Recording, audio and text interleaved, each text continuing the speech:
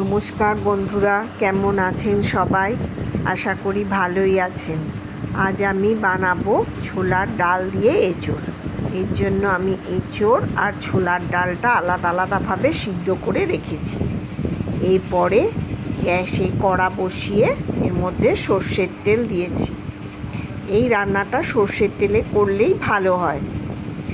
তেলটা গরম হয়ে গেলে এর মধ্যে আমি জিরে, তেজপাতা আর একটা কাঁচা লঙ্কা ফোড়ন দেব। আমার এই রান্না যদি আপনাদের ভালো লেগে থাকে তাহলে আমার চ্যানেলটা একটু সাবস্ক্রাইব করে দেবেন। আর আপনারা এইভাবে বানিয়ে খেয়ে আমাকে কমেন্ট করে জানাবেন কেমন লাগবে। ফোড়নটা ভাজা ভাজা হলে এর মধ্যে আমি 1 চামচ আদা বাটা দিয়ে দিয়েছি।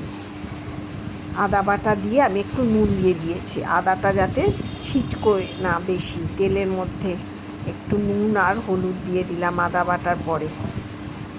এরপর আমি একে একে মশলাগুলো দিয়ে দেবো।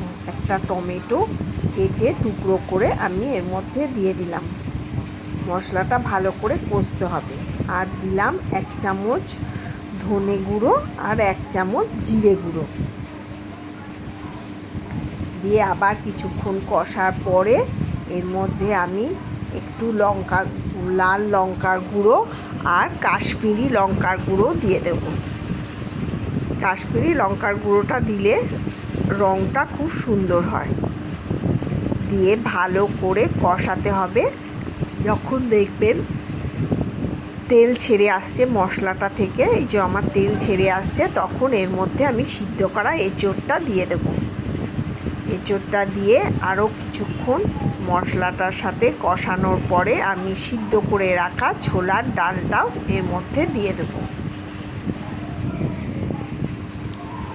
এই রান্নাটা গরম ভাত, রুটি, পরোটা সবের সাথেই খুব ভালো লাগে।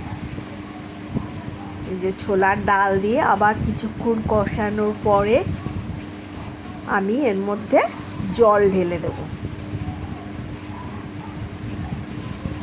জল ঢেলে এটাকে একটু ফুটতে দেব ঢাকা দিয়ে। জল দিয়ে দিলাম। এবার আমি এটা ঢাকা দিয়ে দেব।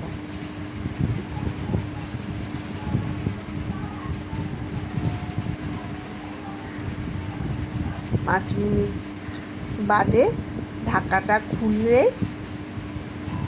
দেখা যাবে ওটা একদম টকবক করে ফুটছে। এই যে আমার হয়ে এসছে। এবার এর মধ্যে আমি একটু চিনি দিয়ে দেব।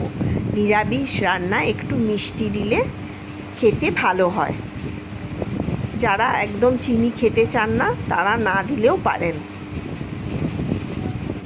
চিনি দিয়ে নাড়াচাড়া করে আমি শেষে 1 চামচ ঘি আর একটু গরম মশলার গুঁড়ো ছড়িয়ে দিলেই আমার ছোলার ডাল দিয়ে এঁচোড় একদম রেডি। এখন শুধু খাবার অপেক্ষা। গরম ভাত বা রুটি, পরোটা, লুচি সব দিয়েই যে যেটা পছন্দ করেন তাই দিয়েই খেতে পারবেন। আমার রান্না রেডি।